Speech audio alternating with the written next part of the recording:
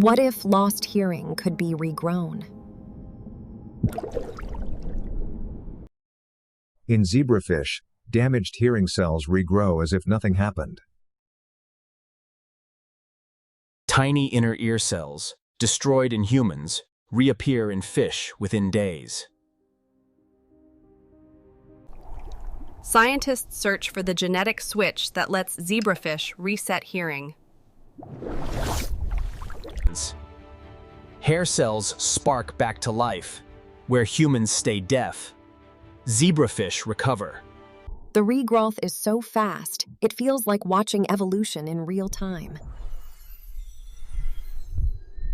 For humans, it's still a dream. But the key may swim inside these tiny fish. From zebrafish to humans, will hearing be reborn?